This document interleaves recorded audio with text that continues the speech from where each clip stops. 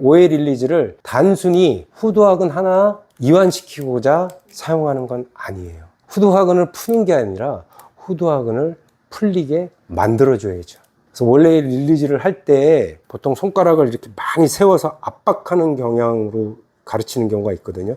만약 저한테 딱 5분 만에 시간이 주어졌어요. 딱 하나 선택을 하라면 전 이것만 할 거예요. 자, 오늘은 OA 릴리즈에 대해서 좀 설명을 드릴게요. OA 릴리즈는 후두골하고 상부경추 1번 사이로 들어가서 무언가 이완을 시키는 동작들을 이야기하죠.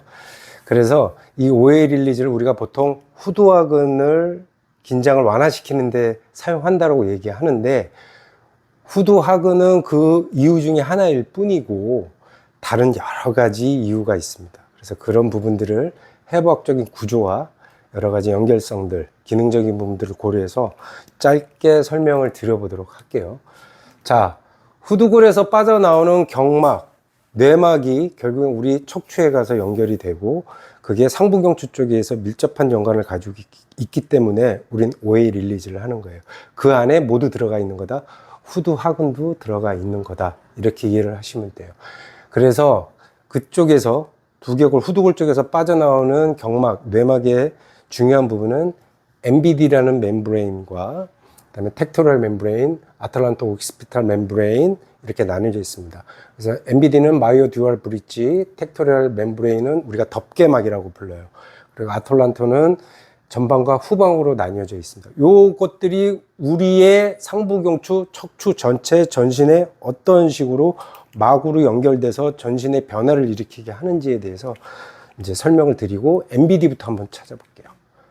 자, MBD 같은 경우는 후두공, 그러니까 후두골, 두개골에 후두골에 구멍이 있습니다. 척추에 얹혀지는 그쪽에서부터 뇌막을 싸가지고 붙어서 나오는 거예요. 그래서 보면 대뇌경, 시상에 관련된 대뇌경과 자, 손의 천막을 싸서 어디로? 아까 후두공이라고 그랬죠. 후두공의 후면에 가서 이렇게 붙어서 상부경추로 연결이 됩니다. 그래서 상부경추로 이어져서 나오면서 어디로? 소우두 직근에 직접적으로 연관이 돼요. 후두하근 중에 소우두 직근, 대우두 직근, 상두사근, 하두사근이죠. 그래서 이렇게 네 가지 근육인데 그 중에서도 가장 중요한 영향을 미치는 게 뭐다? 소우두 직근이다.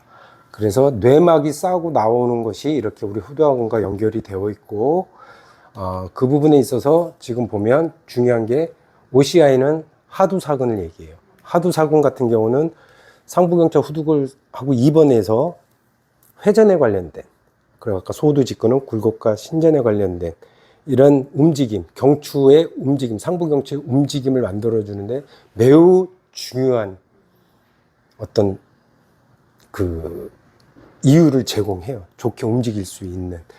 그래서 뼈하고 근육하고 그 후두하근근하고 같이 이렇게 연결이 되어 있고 이것이 두개골의 안에 막하고 연결이 되어 있다라고 보시면 될 것 같습니다. 그래서 이것은 또 뒤에 환추, 아까 환추 후두막이라는 것, 후방 환추 후두막하고 이제 연결이 되어 있기도 하고요.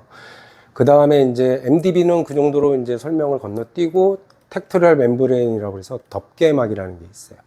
이 덮개막 같은 경우는 우리 몸의 후두공 앞쪽, 아까 후두골에, 아까 뒤쪽이었잖아요. 앞쪽에서 타고 내려오는 막이에요. 그래서 이 막이 결국에는 이렇게 경추의 그 횡인대들의 움직임하고도 연관이 되어지고요.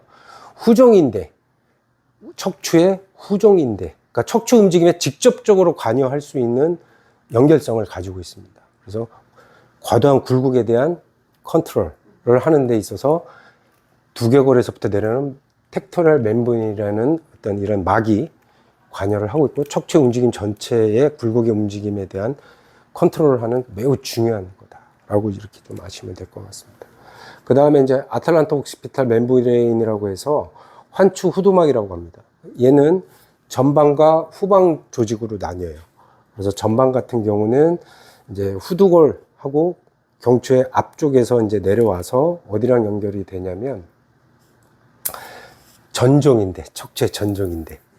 척추 아까 후종인대랑 연결되는다고 그랬죠. 텍토리알은.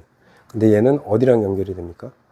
전종인대랑 연결이 됩니다. 전종인대랑 연결이 되는데 이 전종인대가 로 내려올 때 우리 그 엔테리얼 서비카 파시아 배웠죠.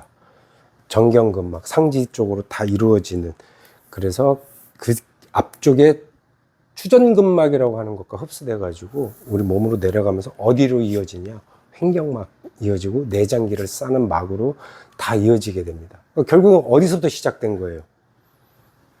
두개골에서부터 시작이 된 거죠.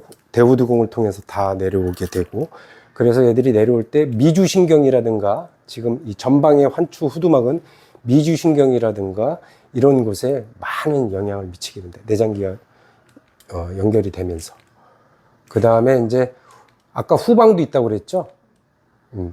후방 그 환추 후두막 같은 경우는 이제 후두학원하고도 매우 밀접한 연관을 가지고 있고, 아까 말씀드린 것처럼 후방 환추 후두막은 아까 맨 위에 설명드렸던 MBD하고, 그쵸? 얘가 결국엔 MBD를 통해서 어디로 들어가요? 두개골로 들어가요. 예, 흡수가 됩니다. 그래서 그리고 이제 이쪽 포스테리어 쪽으로, 이 막 쪽으로는 우리가 추골동맥이라고 하는 척추동맥이 빠져나옵니다. 그리고 또 어떤 신경? 후두신경. 후두골 쪽이 후두신경. 그래서 지금 설명드린 것처럼 지금 오해 릴리즈를 하기 위해서 연결되어 있는 이런 연결상의 구조물들이 다 어디에서 나오는 거예요? 두개골에서 나와서 어디까지? 우리 전신의 내장기를 통해서 골반, 장골망으로도 연결이 되고 하지까지 다 내려가게 됩니다. 이런 연결성을 가지기 때문에 오해 릴리즈를 단순히 후두학은 하나 이완시키고자 사용하는 건 아니에요. 후두학은 그 경로상에 있는 거예요. 물론 머슬 스파인들 그 근방추의 역할이 후두학원 쪽에 많기는 하죠. 그것조차도 결국에는 지금 중추신경계, 이렇게 경막을 통해서 연결된 중추신경계와 매우 밀접한 연관이 있기 때문에 그런 시각으로 오해 릴리즈를 하셔야 돼요.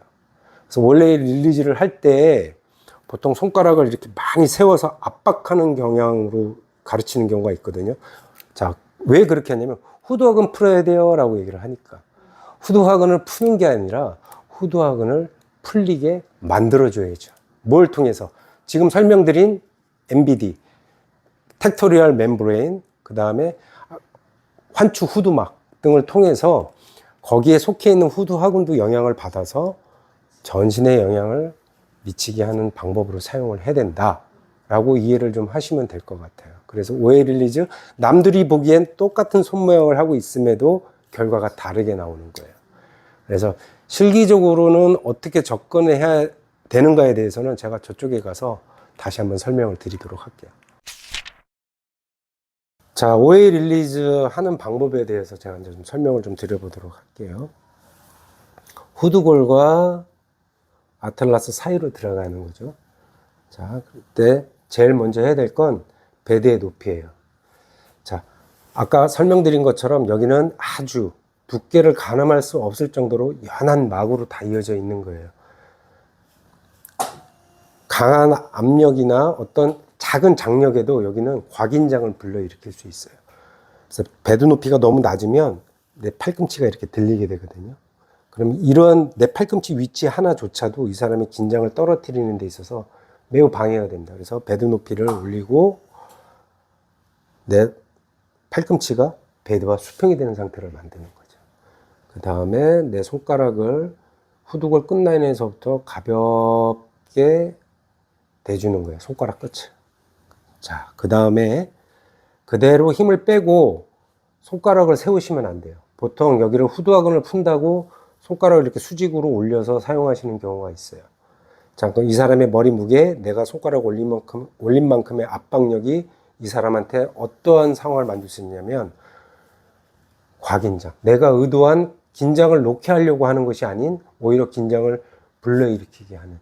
자, 지금 내가 이렇게 압박하고 있는 이 손의 상태가 후두학원을 푼다라고 얘기를 하지만 이런 경우 허혈성 압박은 되겠죠. 그래서 다 하고 난 다음에 손을 떼면 피가 순간적으로 통해서 시원하다는 느낌을 받을 수 있지만 그 이후에 두통이 더 심해진다거나 아니면 몸의 긴장이 더 과도해져서 호흡에 제한이 온다거나 여러 가지 이런 현상들을 겪을 수가 있어요.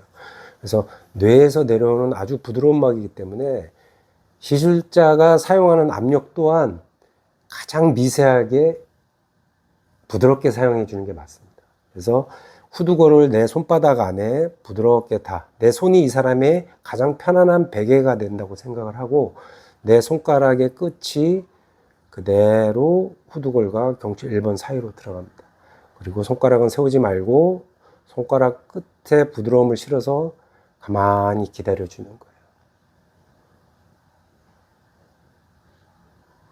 결국엔 이 행위가 후두하근을 풀려고 하는 것이 아니라 후두하근은 알아서 영향을 받는 것이고 뇌에서부터 내려오는 그런 막들의 긴장을 떨어뜨려 놓는 거죠. 그 막이 우리 몸 전신에 아까 설명드린 것처럼 연결이 되어 있고 그래서 횡격막도 연결이 되어 있고 골반도 연결이 되어 있고 그래서 전신에 영향을 주게 되는 이유가 됩니다.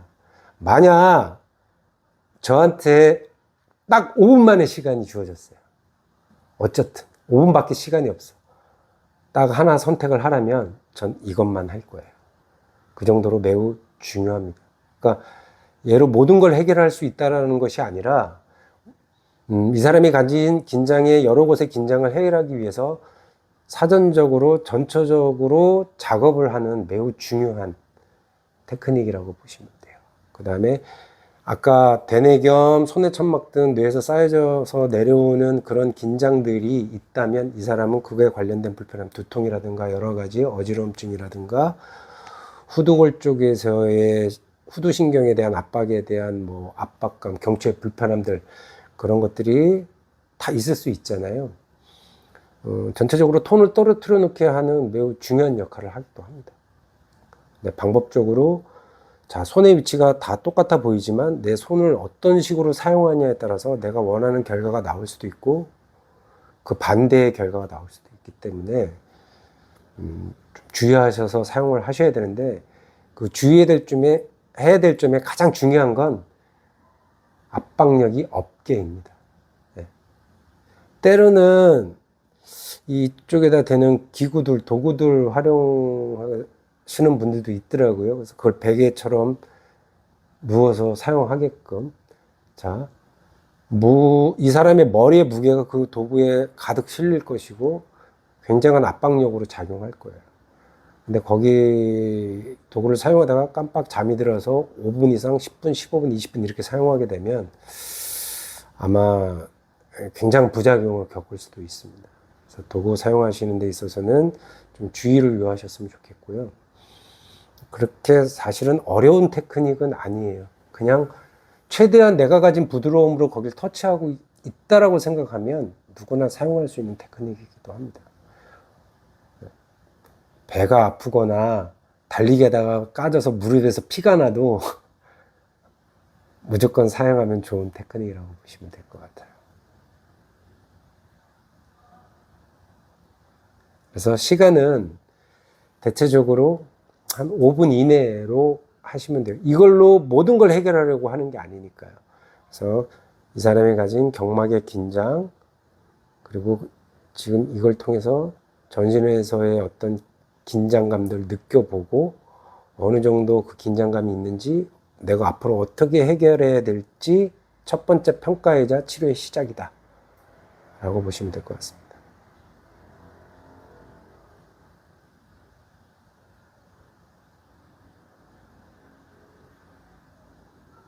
그래서 전신의 긴장이 놓아질 때 누워 계신 분한테는 어떤 현상이 일어나냐면 호흡의 변화, 그 다음에 잠이 좀 쏟아지기 시작합니다.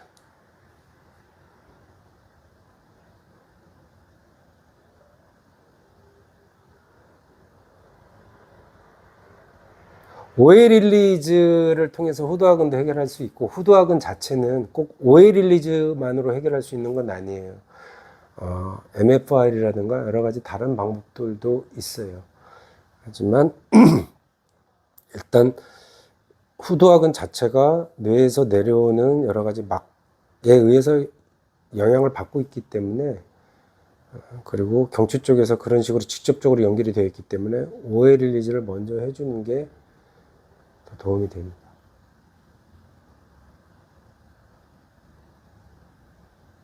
한 5분 정도만 할 거예요. 가볍게. 그리고 어느 정도 내 손이 이 사람의 후두골과 1번 경추 사이에서 충분히 공간을 확보했다면 살짝 견인을 해줄 거예요. 어떻게?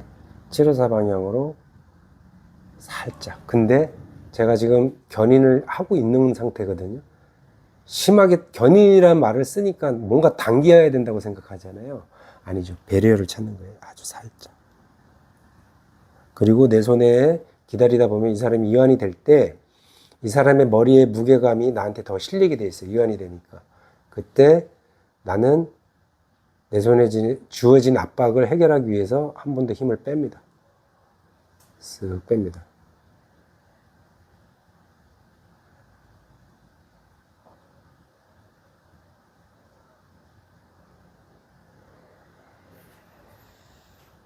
호, 그렇지.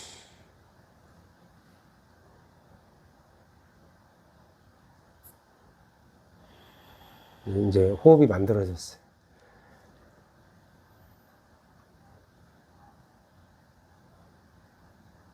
계속 흡기만 들어가네요. 이제 호기. 자, 또 이완되면서 내 손 끝에 압박력이 더 들어오거든요. 그럼 어떻게? 의식적으로 한 번 더 빼주는 거예요. 쓱 놔주는 거예요. 그때 이완이 더 일어나요.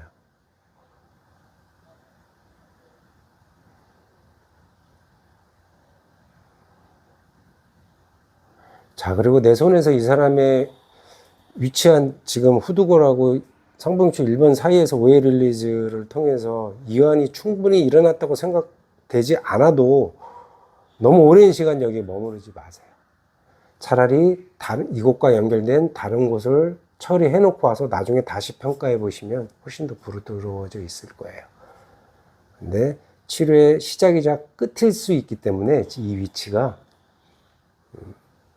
오늘은 이걸 어떻게 하면 잘 사용할 수 있을지에 대해서 여러 가지 구조물들, 연결된 구조물들 설명하면서 한번 설명을 드려봤습니다. 호흡이 계속 변하죠.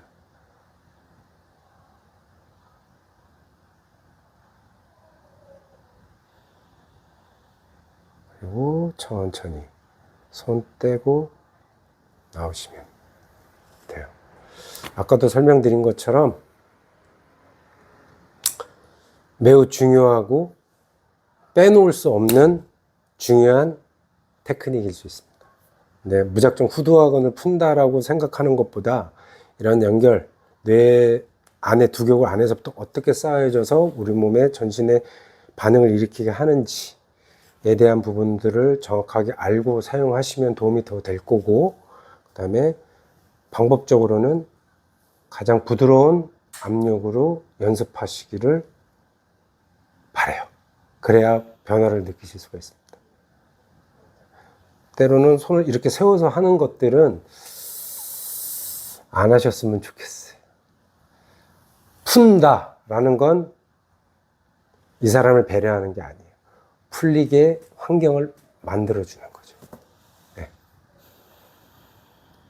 호흡이 계속 활성화되죠. 네. 자, 여기까지 하겠습니다. 여기까지.